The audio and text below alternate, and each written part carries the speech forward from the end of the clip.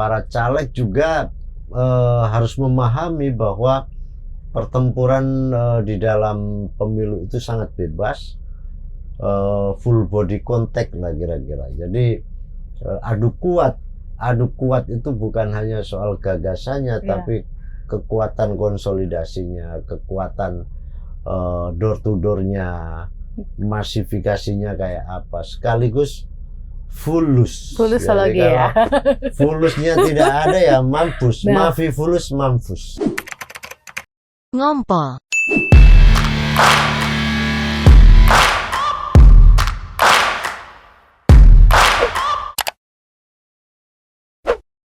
Hai guys, apa kabar lo hari ini? Balik lagi nih kita di Ngompol, ngobrol politik. Ini kok nggak ada narsumnya, Cin? Oh, sengaja kita biar bisa ngobrol dengan leluasa. Bener, karena sebenarnya membicarakan banyak topik yang betul, sedang berkembang hari ini. Benar.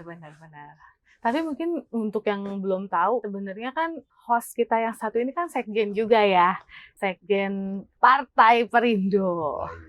Udah 10 itu bagian dari tugas pengabdian. Itu dia. 10 tahun ya, Jen? Ya, 10 tahunan. 10 tahun. Sebelumnya kan juga sekjen juga ya, di Partai Nasdem. Ya, sebelumnya kan Nasdem.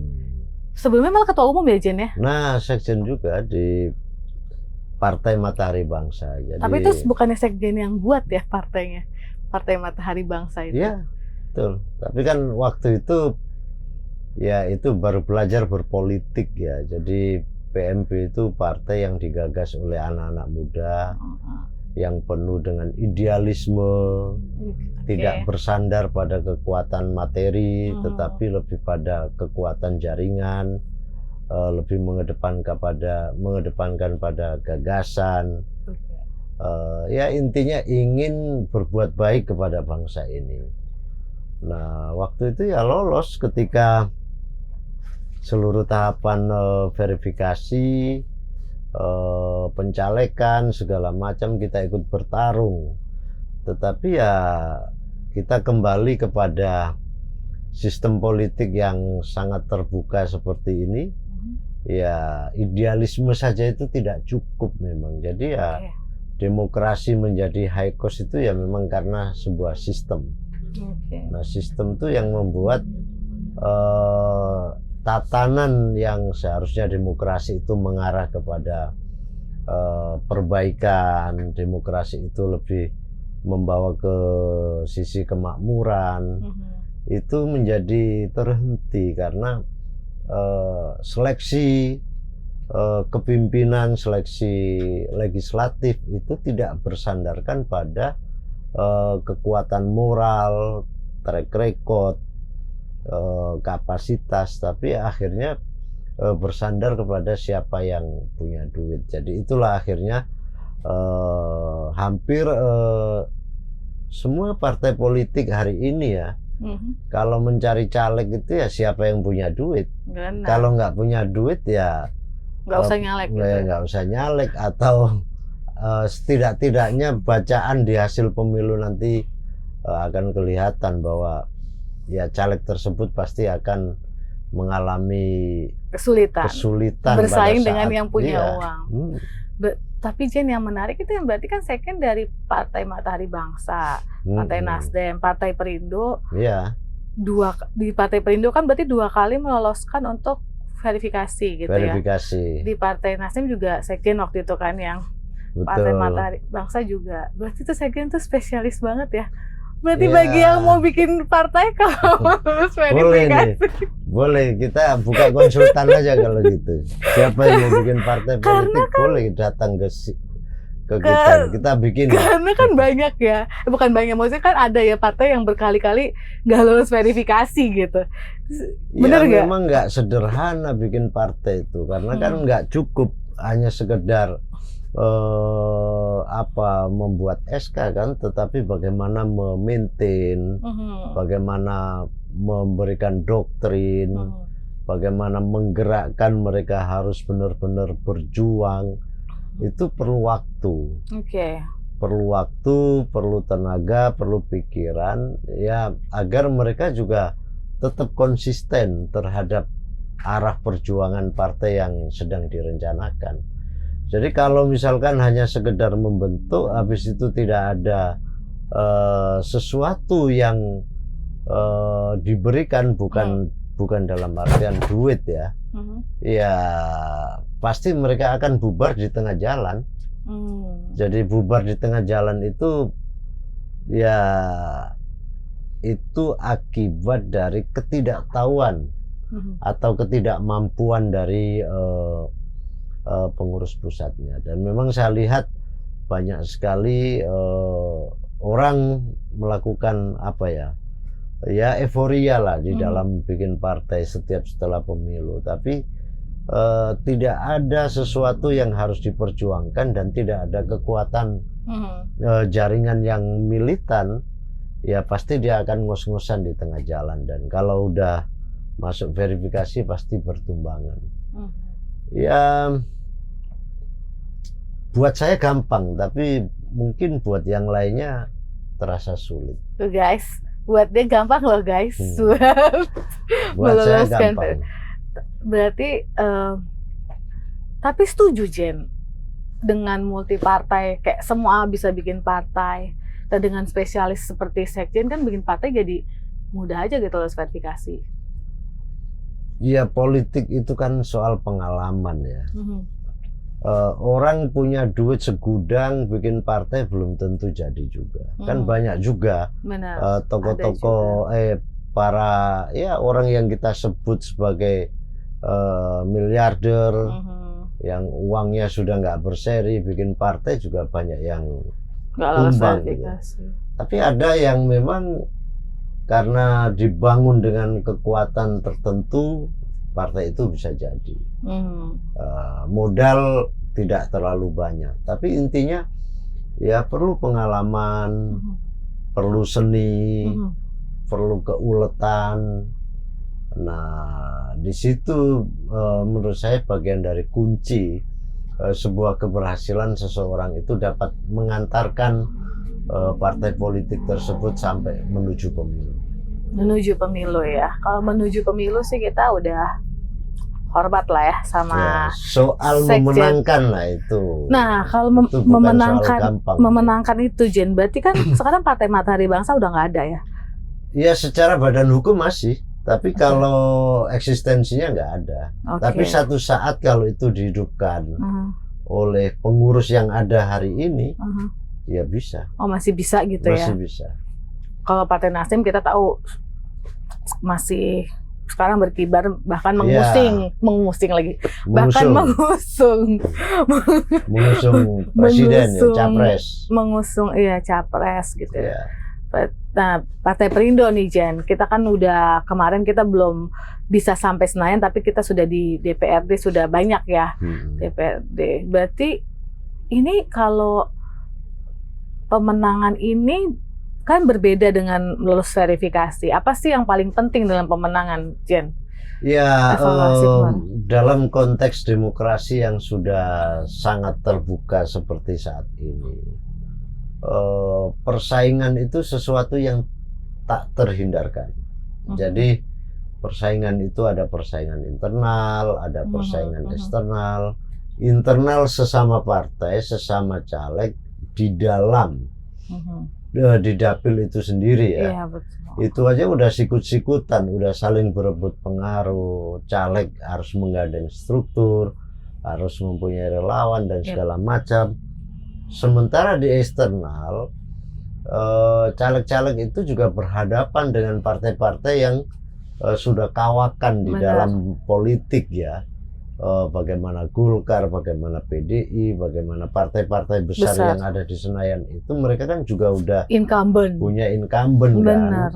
Mereka juga berkampanye juga dibiayai negara, kira-kira begitu, karena ada uang reses. Iya, uang reses itu kan itu uang yang sah untuk dibawa ke dapil, ke konstituen di mana dia didukung. Itu kan sama halnya dengan kampanye yang dibiayai oleh negara. Belum lagi ada jenis anggaran-anggaran yang lain dari kementerian, misalkan dari Depsos misalkan. Itu kan juga ada program basis kekeluargaan, ada juga di Kementerian PDT misalkan, desa tertinggal. Nah itu kan ada program tuh. Nah bagi komisi yang berada di situ secara otomatis pasti ikut memanfaatkan program tersebut. Di samping memang itu program pemerintah, di sisi yang lain dia juga dalam bahasa Jawanya itu ngiras-ngirus lah. Dia memanfaatkan, memanfaatkan program itu untuk kepentingan politik. Nah, ya itu karena beririsan dengan tugas dia sebagai DPR gitu ya. Dan berarti itu sah-sah saja gitu yang terjadi. Nah, sementara partai yang belum punya incumbent, dia harus berlipat-lipat mengerahkan seluruh energi dan strateginya untuk bisa mencapai Senayan. Tentu setiap ketua umum kan pasti punya strategi ya. Betul. Karena bagian dari top manajernya itu ada di situ. Sementara di lapisan yang lain itu ya menerjemahkan sekaligus menjalankan apa yang menjadi bagian dari kebijakan. Tetapi ya memang perlu effort yang sangat besar. Para caleg juga harus memahami bahwa pertempuran di dalam pemilu itu sangat bebas, full body contact lah kira-kira. Jadi adu kuat itu bukan hanya soal gagasannya, tapi kekuatan konsolidasinya, kekuatan door to doornya, masifikasinya kayak apa, sekaligus fulus lagi ya. Fulusnya tidak ada ya mampus. Mafi fulus mampus. Waduh. Nah berarti Jen, kita kan berarti ada di era di mana kalau dulu kan sebelum demokrasi misalnya kita kan yang pimpin kan di Yunani dulu kan aristokrasi. Nah berarti sekarang kan kualitas dari pemimpin kita kan dipertanyakan dong kalau memang fulusologi ini. Iya, buruknya sistem yang sangat terbuka seperti ini. Jadi masyarakat akan sangat kecil sekali meloloskan pemimpin yang punya kualifikasi. Betul. Karena daya gedor orang-orang yang dalam tanda petik punya duit itu jauh lebih luar biasa. Kadang kita di lapangan tuh menyaksikan, ini gila ini persaingan politik ini. Seolah-olah tidak ada lagi dalam tanda petik ya norma, etika, aturan main, ya semua ya berjalan secara textbook aja. Benar. Tapi dalam soal aplikasi politiknya itu ya miris sesungguhnya. Jadi itulah yang akhirnya berpengaruh terhadap kualitas orang per orang yang terpilih. Jadi kalau kita lihat di banyak daerah misalkan, itu kan incumbent itu kalau menurut hasil yang ada ya, kalau kita komparasi dengan pemilu sebelumnya, rata-rata 60% itu dimenangkan oleh orang-orang yang punya power uang.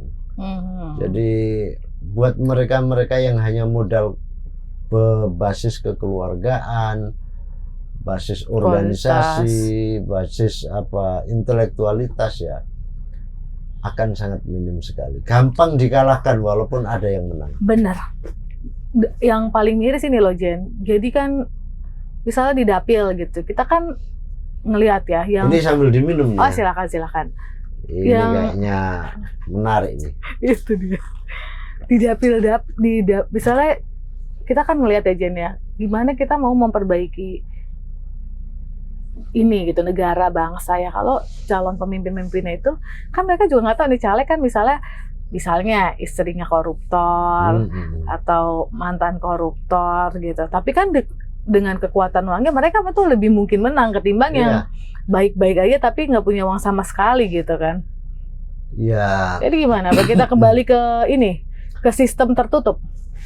Sebelum ke situ ada yang bilang Sudah pakai uang saja nggak menang, apalagi nggak pakai uang. Jadi ya memang ini demokrasi ini mengugal-ugalan. Tapi ya, itulah buah dari sebuah kebijakan yang terbuka. Makanya dalam pembahasan kemarin tuh sempat dibahas, ada yang melakukan judicial review ke MK misalkan, yang ingin kembali ke sistem tertutup. Saya secara pribadi memberikan dukungan itu. Bukan saya anti demokrasi, bukan tidak menghormati reformasi. Reformasi itu harus kita koreksi. Betul. Bahwa saya adalah bagian dari pelaku waktu itu yang ikut memperjuangkan dalam perjuangan untuk menurunkan rezim. Tetapi ya kita mesti realistis. Kalau demokrasi ini mau berkembang dengan baik, mengarah pada esensi, lebih pada isi dan kualitas, ya kita mesti membuka diri untuk koreksi itu. Nah, proporsional tertutup itu akhirnya membuat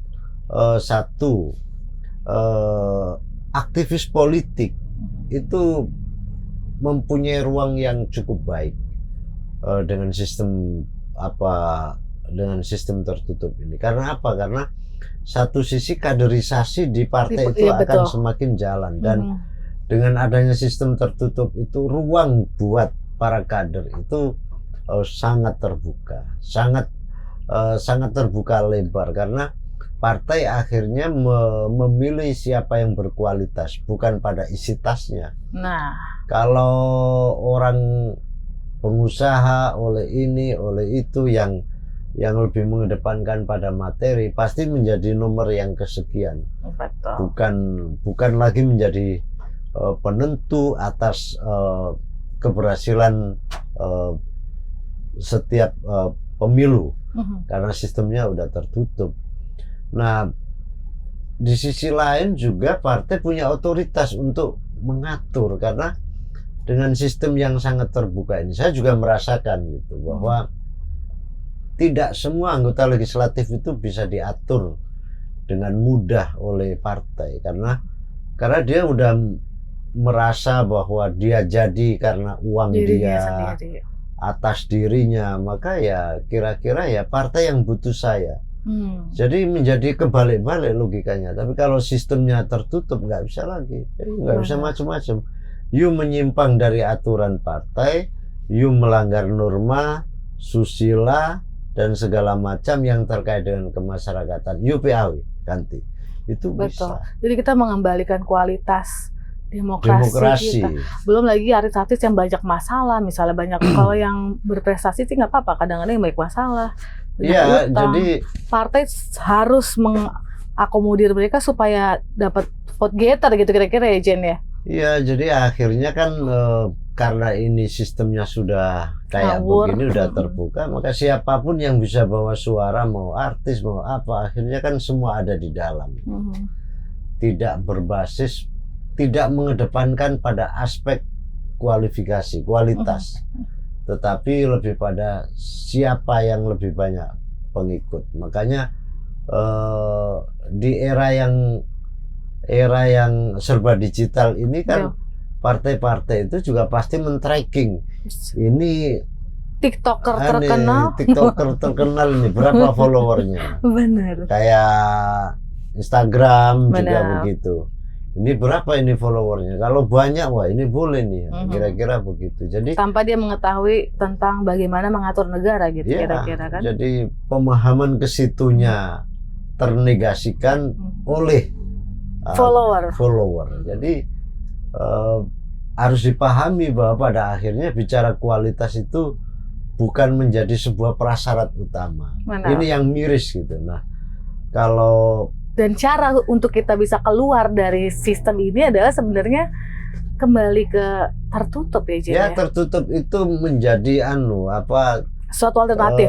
Salah satu alternatif yang cukup efektif dalam rangka menghentikan sebuah kegilaan. Bener, ini itu eden banget demokrasi yang ada hari ini. Jadi Saya tidak membayangkan pada teman-teman aktivis politik yang tidak punya cukup modal, pasti dan tidak suka TikTok. Iya, nggak suka TikTok, nggak punya akun. Tapi punya gagasan dan yang luar biasa untuk negara. Iya, susah punya dia hati yang terpilih. mengabdi, benar-benar. Jadi nggak cukup hanya bermodal semangat. Benar. Perlu otot. Itu dia. Otot itu ya segala macam yang terkait dengan kekuatan itu, uang, segala macam, mahal pokoknya. Berarti Sekjen lebih setuju sistem tertutup karena itu bisa menjawab kegilaan ini, gitu ya? Iya, secara personal ya. Kalau partai, Jen? Ini tambahan ya, jadi jika ini tertutup, rakyat juga sudah terhenti lagi itu. Caleg nggak ada lagi yang bayarin kan? Money politik berhenti sendiri. Money politik berhenti di rakyat, tapi terkonsentrasi nggak di partai? Itu bisa terjadi, tapi kan terlokalisir itu, kecil sekali. Kecil sekali. Nah, kalau juga kayak gitu tetap ada money politik. Tetap ada, tapi kan 275 juta rakyat itu kan akhirnya terselamatkan dari hal-hal yang dalam konteks itu, dan para pemimpin yang terpilih itu akan semakin konsen untuk bicara soal bagaimana mensejahterakan rakyat, meningkatkan ekonomi masyarakat jauh lebih cepat. Nah, kalau itu terjadi ya 10-15 tahun yang akan datang dalam setiap pemilu, masyarakat nggak lagi berharap uang. Ketimbang mikirin ngumpulin uang nanti dibagi sehari sebelum pemilu gitu ya, Jen. Nah, kalau itu berarti kita ke sistem tertutup. Nah, kalau multi partai itu sendiri, Sekjen setuju nggak? Apa lebih baik kita balik ke 3 partai lagi? Ya, multi partai tetap, karena itu bagian dari hak dalam berdemokrasi, hak dalam bersarikat, hak dalam hak rakyat yang sesungguhnya gitu. Jadi dia boleh bikin perkumpulan, bikin partai, bikin mau berapa saja, tapi mesti ada satu aturan yang harus dilakukan, yang harus diikuti oleh setiap warga negara. Jadi multi partai bagi sebagian orang, banyak orang mungkin dianggap tidak efektif. Tetapi dalam konteks demokrasi, ya kita diberikan jaminan itu, tinggal bagaimana kita ini sebagai manusia-manusia politik ini bisa menempatkan diri agar tidak menjadi bagian dari perusak demokrasi itu. Jadi kalau misalkan nggak mampu secara sumber daya manusia, nggak ada uang, nggak ada ini, ya sudahlah, ikut partai yang sudah ada. Tidak perlu memaksakan diri harus bikin partai politik. Kalau terlalu memaksakan diri, ya nanti ujung-ujungnya juga bikin malu diri sendiri kan. Malah bubar gitu ya. Bubar. Jadi ya bikin partai politik itu jangan coba-coba. Mesti dipikirkan dari awal, harus dihitung segala macam resikonya. Tidak hanya senangnya saja, keuntungannya saja, tetapi resikonya itu juga sangat berat sekali. Oke. Nah, kita ke yang lagi hot issue nih, Jen, sekarang. Kan lagi rame banget nih tentang Pak Ganjar Pranowo yang di azan. Gimana menurut Sekjen itu? Azan itu kan seruan untuk kebaikan.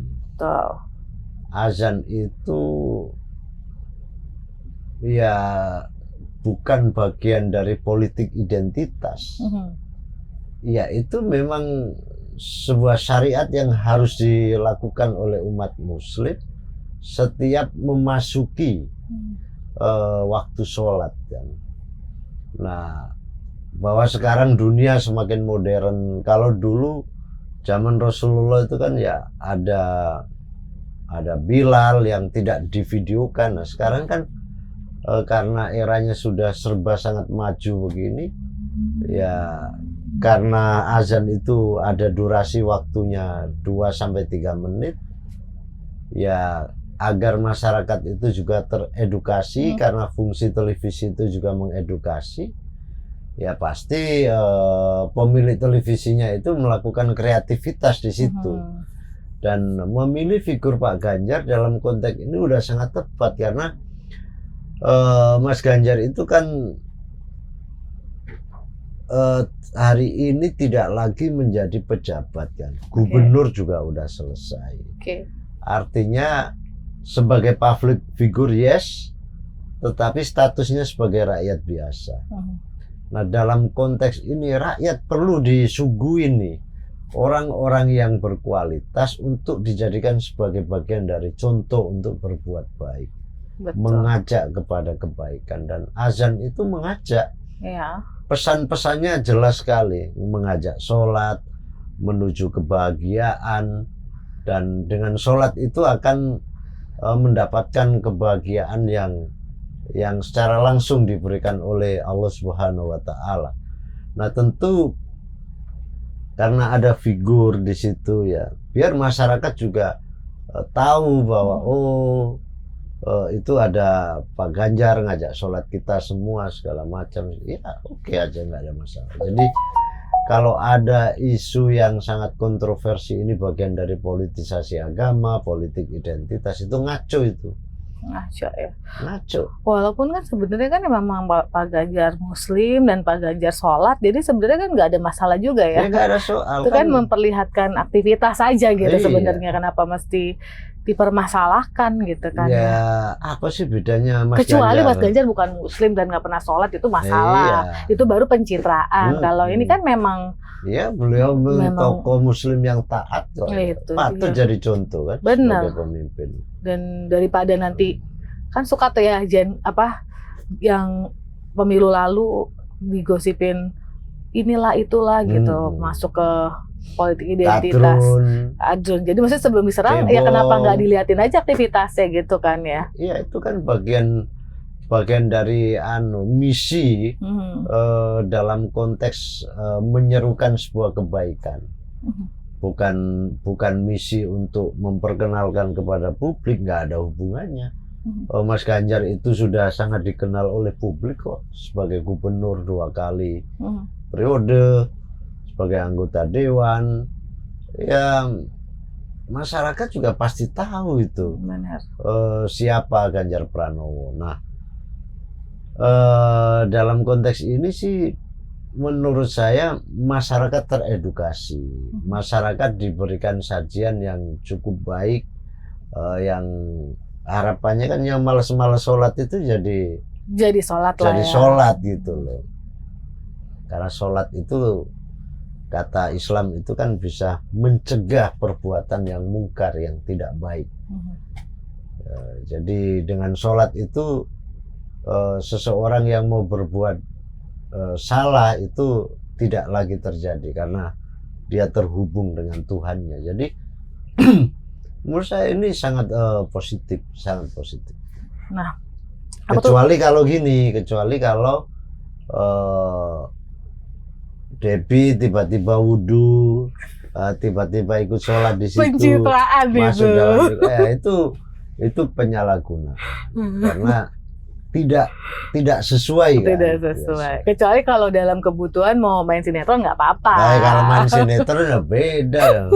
Kalau main sinetron itu kan apa itu namanya? Artis berperan. Memang acting. Memang nggak apa-apa. Jadi sebenarnya kita lihat dulu konteksnya ya, jangan main meramaikan jagat maya ini kan dengan yang aneh-aneh gitu loh. Kadang-kadang juga heran saya tuh, kenapa tingkat keributannya jauh lebih besar. Kayaknya sosmed ini lebih dominan dipakai untuk media untuk meributkan sesuatu gitu.